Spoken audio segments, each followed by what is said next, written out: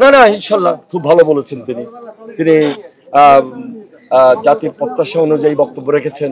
আমরা সবাই মিলে তাকে সহযোগিতা করতে চাই, এবং যেভাবে আমরা এই বর্তমান অন্তর্বর্তীকালীন সরকারকে সহযোগিতা করছি, উনিই তো সরকারের পার্ট, সুতরাং সবাইকে আমরা সহযোগিতা করব, কারণ তারাই তো আমাদের আন্দোলনের ফসল। কিন্তু যে আলোচনাটা সবচেয়ে বেশি করেছেন, আমরা দীর্ঘদিন থেকে একটা জাতীয় নির্বাচনের জন্য সবচেয়ে বেশি আমরা লড়াই করেছি, সংগ্রাম করেছি।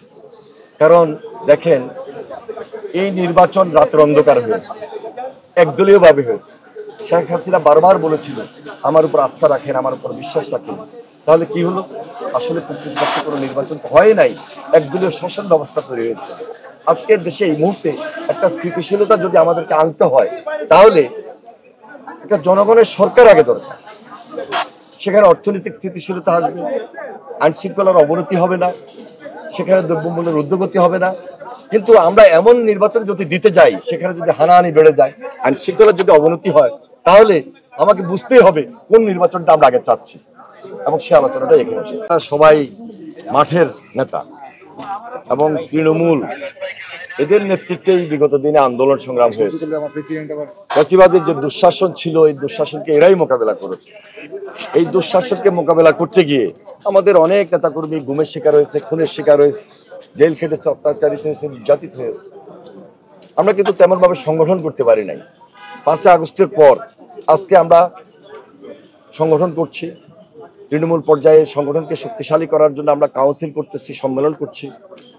আজকে আমাদের বর্ধিত সভা সকাল 9টা থেকেই সারা বাংলাদেশ থেকে প্রায় 3500 4000 আমাদের নেতৃবৃন্দ এখানে উপস্থিত হয়েছেন। তারা একের পর এক বক্তব্য রেখেছেন। প্রায় শতাধিক নেতা ইতিমধ্যে বক্তব্য রেখেছেন, আরো ওনারা বক্তব্য রাখবেন। সবার বক্তব্য একটাই, সবার আগে ফ্যাসিবাদের বিচার চাই, শেখ হাসিনার বিচার চাই। দ্বিতীয়ত, আমাদের মধ্যে একটা সুদৃঢ় ঐক্য সৃষ্টি করতে হবে। কারণ ফ্যাসিবাদের লুটের টাকা, পাচারের টাকা দেশে এবং দেশের বাহিরে এখনো তারা এই দেশের বিরুদ্ধে ষড়যন্ত্র করছে, এই জাতির বিরুদ্ধে ষড়যন্ত্রে তারা লিপ্ত। আইন শৃঙ্খলার অবনতি কিন্তু গত কয়েকদিন থেকে কিছুটা লক্ষ্য করবেন।